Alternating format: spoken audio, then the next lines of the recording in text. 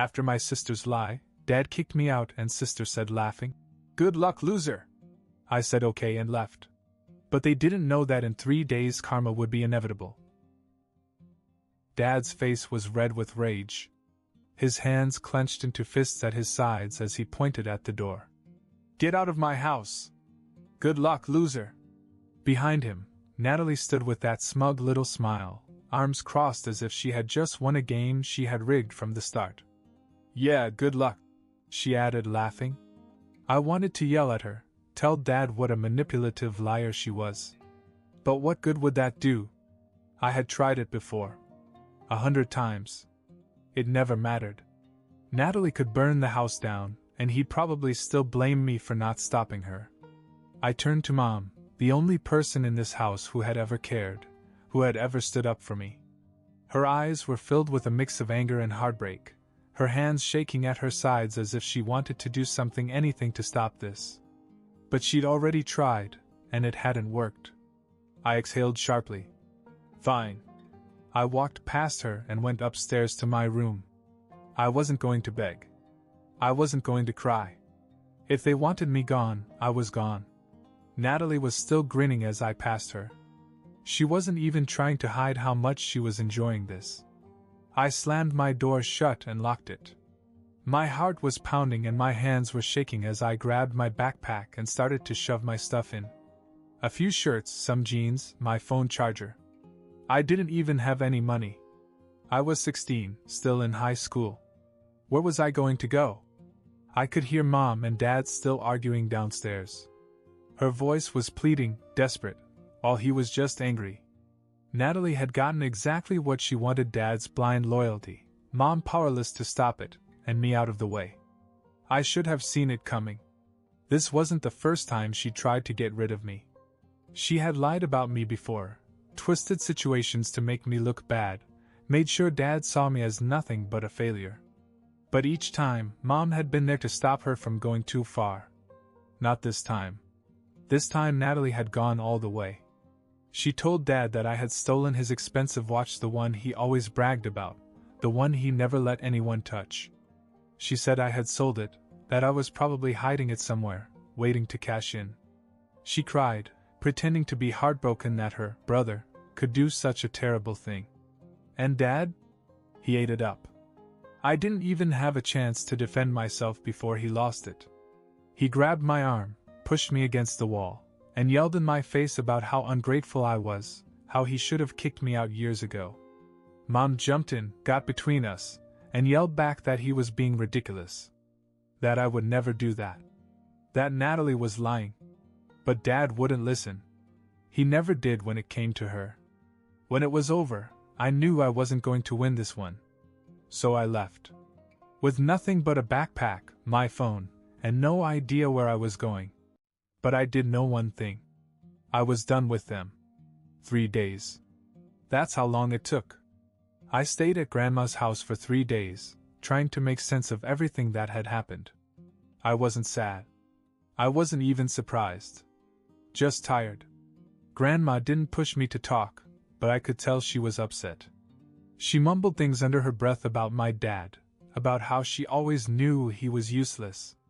She never liked Natalie either, always said she was too much like him, entitled, manipulative, always getting her own way. Then, on the 3rd day, my phone rang. It was Mom. At first I thought she was calling to check on me, maybe to apologize again for not being able to stop Dad. But as soon as I answered, I could tell something was different. This time she wasn't sad or pleading. She was calm. Steady. And when she spoke, there was something in her voice that I had never heard before. "Kurt, come home." I blinked. "What? I'll send you money for the trip. Come home. Now." I hesitated. "Mom, my dash." She cut me off. "Trust me. Just get here." A few minutes later, I got a text message. She had sent me enough money for a bus ticket. I didn't understand what was going on, but I knew one thing. Mom never talked like that unless she meant it. So I packed my things, thanked Grandma, and got on the first bus home. When I got to the house, Mom was standing in the doorway with her arms crossed. She wasn't crying. She wasn't nervous. She looked ready. "Come in," she said. I stepped inside, and that's when I saw them. Dad and Natalie were sitting on the couch, looking like they had just been hit by a truck. Dad had a drink in his hand, but his grip on the glass was tight, like he was about to break it. Natalie looked pale, her usual smugness nowhere to be seen. I glanced at Mom. "What's going on?" She took a deep breath, then looked directly at Dad. "It's time." He put down his glass and scoffed. "Time for what?" "Time for the two of you to leave." Silence. Natalie let out a nervous laugh. "What?" "You heard me," Mom said, her voice as cold as I'd ever heard it. "Get out." Dad shot up from his seat. "You're kidding." Mom didn't even flinch. "Do I look like I'm joking?" He glared at her, his face turning red. "This is my house." "No, it's not," she said. "It is my house. I paid for it. I paid for everything. The bills. The food. The cars. Everything. You don't work. You never have. And I'm done taking care of you." Dad opened his mouth to argue, but she wasn't done. She turned to Natalie. "And you? You've been sucking up to me for years, treating Kurt like garbage because you knew your father would always have your back. Well, guess what? That stops today." Natalie's eyes widened. "Mom, you're not serious, Dash." "I am." She walked over to the table, picked up a stack of papers, and threw them in front of Dad. "I've already spoken to a lawyer. I'm filing for divorce. I've canceled your credit cards. Your bank account? Frozen. I'm done paying for your useless lifestyle." Dad looked down at the papers, his hands shaking. "You can't do that." "I can. And I did." Natalie shot up from the couch. "Where are we going to go?" "That's not my problem," Mom said. "Maybe you can stay with those friends you like to show off to." "Oh wait, you don't have any, do you? Because the only thing you've ever been good at is making other people miserable." Natalie turned to Dad with panic in her voice. "Do something!" But for the first time in his life, Dad had nothing to say. He just stood there, staring at the papers, realizing his free ride was over. I leaned against the wall and watched it all unfold. 3 days ago, I was the one packing my bags, getting kicked out while they laughed at me. And now? It was their turn. Mom looked at me and smiled. "Welcome home, Kurt." For the first time in my life, I saw fear in my father's eyes. Real fear. Not anger, not arrogance, just pure, helpless fear. Natalie? She looked like she was going to lose it. She kept looking between Mom and Dad, waiting for someone to fix it, to make it go away. But it didn't go away. Dad scoffed and shook his head. "You're being ridiculous. You can't just throw me away like some stranger off the street." Mom crossed her arms. "That's exactly what I'm doing. You're my wife." "Not anymore." Natalie stepped forward. "Mom, please, you don't mean that." Mom turned to her, her expression cold. "Oh, I mean every word." I watched as reality began to sink in. The house? Mom's. The money? Mom's. Every luxury they took for granted? Mom's. And she was tired of letting them live off her. Dad clenched his jaw. "Where do you want us to go?" Mom tilted her head. "Funny. I don't remember you worrying about that when you kicked Kurt out." Dad didn't have an answer for that. Natalie's voice turned whiny. "Mom, I can't just leave. I have school, my stuff, my friends, Dash." "Figure it out," Mom said. Dad let out a bitter laugh. "So you expect us to just pack up and leave, just like that?" "Just like that." I could see the panic settling in now. Natalie actually looked like she might cry. "You don't mean that. You'll change your mind." Mom smiled. "Try me." She picked up her phone and started dialing. Dad frowned. "Who are you calling?" "A locksmith," she said. "I'll change the locks as soon as you walk out that door." That's when I saw it, the moment Dad realized she wasn't bluffing. His face twitched, his confidence crumbling. Natalie turned to me. Kurt, say something. Are you really just going to stand there and let them do this? I stared at her. The same sister who laughed in my face 3 days ago when I was the one who got kicked out. The same one who lied about me, over and over again, just because she liked to see me suffer. I thought about how she and Dad had looked so smug as I packed my bags. How they thought they'd won. I took a deep breath and smiled. Good luck, loser. Natalie's mouth dropped open. Dad snapped. Enough of this. I'm not leaving. Mom sighed and pointed to the door. You can leave on your own, or I can call the cops and have them remove you. Your choice. Silence. Then, slowly, Dad reached for his coat. His hands were shaking, his face flushed with humiliation. He turned to Natalie, who still hadn't moved. Come on, he muttered. Natalie blinked. Wait, we're actually leaving? No, Mom said. I watched them hesitate, waiting for Mom to change her mind. But she didn't.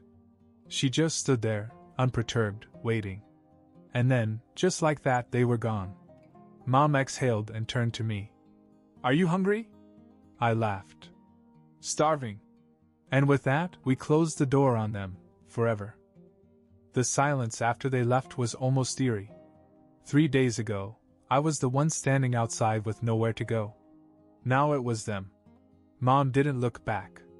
She locked the door, texted the locksmith to come as soon as possible, and walked into the kitchen like it was just another day. I made some pasta earlier, she said. It should still be warm. I followed her, still processing what had just happened.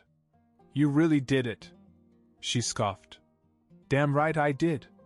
I should have done it a long time ago. I sat down at the table, my appetite suddenly catching up with me. The last few days had been so overwhelming that I had barely eaten. Now that I was home, really home, I felt like I could finally breathe. As I ate, Mom poured herself some coffee, her expression unreadable. You know what's funny? She said after a moment. They'll be fine. I raised an eyebrow. What? She leaned back in her chair. Your father's a grown man. If he wants to act like a victim, let him. He could have gotten a job years ago, but he chose not to. And Natalie? She let out a bitter laugh. She thought she was untouchable. Now she's going to find out what it's like to be on the other side. I grinned. I doubt she'll take it well. Oh, she won't, Mom said. She's probably throwing a tantrum right now. And so she was. It started with the texts. First, Natalie tried to guilt me. Kurt, this is crazy. You're really going to sit there and let Mom do this to us? Then, when I didn't respond, she switched to anger. Wow. So this is payback, huh? You think you're better than me now? Newsflash, you're still a loser. Then came the desperation. Please, Kurt. I have nowhere else to go. I stared at the message for a long time. Then I turned my phone off. The next morning things escalated. Mom was drinking her coffee when the phone rang. She sighed before answering. What do you want, Greg? I couldn't hear what Dad was saying, but judging by Mom's unimpressed expression, it wasn't anything new. You should have thought of that before you kicked our son out, she said. No, Greg, I don't care. Not my problem. Figure it out. She hung up without another word. I raised an eyebrow. That bad? She shook her head and laughed. He's already realizing how expensive life is when he's the one paying. I snorted. And Natalie? She's panicking, Mom said. Turns out her so-called friends don't really want to hang out with her when she's not Daddy's spoiled little princess. I couldn't lie, it felt good. For years they had treated me like an outsider in my own home. Like I was nothing. But now they were the outsiders. And the karma was just beginning. For a few days it was quiet. No texts. No phone calls. No drama. I almost forgot she existed. Almost. Then, one afternoon, Mom was lying on the couch reading when her phone rang again. She looked at the screen, sighed, and put it on speaker. It was Dad. Lisa, listen, we need to talk. he said. His voice was different this time, less angry, more controlled. Like he had rehearsed it. Mom didn't look impressed. Talk about what? A pause. Then, Natalie and I want to come back. I almost choked on my drink. Mom raised an eyebrow. You what? Dad cleared his throat. Look, we've been thinking. We got emotional. We overreacted. I think we can all admit that mistakes were made on both sides, but let's face it, kicking us out like this was extreme. Mom sat back. Where did you live? Silence. Then, reluctantly, he admitted, with my mother. I grinned. That made sense. Grandma was his only real option. And let me guess, Mom said. She got tired of your nonsense and kicked you out too? More silence. Then, very quietly, Dad muttered, Yes. I couldn't help laughing. Mom just shook her head. Wow, Greg. When your own mother doesn't want you around, maybe, just maybe, you should consider that you're the problem. Dad ignored that. Lisa, come on. You know we can't live on the street. Just let us come back. We'll figure something out. Mom's expression turned icy. Respect. First and foremost. What? You heard me, she said. I will not let either of you back into this house unless you come here with real respect for me and for Kurt. No more insults, no more manipulation, no more leeching off me. If you can't do that, then you are not welcome here. Ever. Dad scoffed. Lisa, don't be ridiculous. We're a family dash. You kicked your son out. Mom cut in. Don't talk to me about family. Natalie's voice suddenly appeared in the background. Mom, please, I dash. But Mom didn't care. No. I gave you everything and you threw it in my face. You both did. And you only care now because you finally know what it feels like to be unwanted. Dad tried again, but Mom was done. And while we're at it, she added, let's talk about the divorce. Dad froze. Lisa dash. I've already started the process, she said. This marriage is over. And if you think for 1 second you're getting anything out of me, you're delusional. I have paid for everything, Greg. And the law will reflect that. Dad's breathing got heavier. You're making a big mistake. Mom smiled. No, Greg. I made a mistake marrying you. Then she hung up. I sat back, stunned. Well, that was fun. Mom stretched as if she had just finished a workout. God, that felt good. And just like that, Dad and Natalie were out of options. A week passed. Then 2. At first, Dad and Natalie tried to act tough, like they didn't care. Natalie posted pictures on social media and acted like everything was fine, but Mom and I knew better. She had nowhere to go. And Dad? He was quickly running out of options. Then, one night it happened. Dad showed up at the house. I was in the kitchen when I heard the knock. It wasn't loud, not angry like I expected. Just slow. Hesitant. Mom opened the door and there he was. He looked bad. Unshaven, tired, like the weight of the world had finally hit him. Lisa, he said quietly. Can we talk? Mom crossed her arms. About what? He looked inside, saw me standing there. His shoulders slumped. I screwed up. I almost laughed. He got it now. After everything? Mom didn't look impressed. You sure did. I mean it, he said. I was wrong. About everything. About Kurt. About you. I let Natalie manipulate me. I let my own pride blind me. And I see it now. I waited for Mom to crack, for her to soften just a little. But she didn't. Good for you, she said. But it doesn't change anything. He swallowed hard. Lisa, please. I know I don't deserve it, but I'm asking for another chance. Not for me. For Natalie. She can't do this alone. Mom sighed. It's not my problem anymore. He winced. We have nowhere to go. Mom was silent for a long moment. Then she said, I'll make you a deal. His eyes lit up. Anything. I'll give you $20,000, she said. Enough for you to start over, find a place to live, get back on your feet. Dad's face flooded with relief. Lisa, thank you. I swear I won't waste it. I'm going to prove to you that I can change. Mom nodded. Good. Then let's finalize the divorce. The color drained from his face.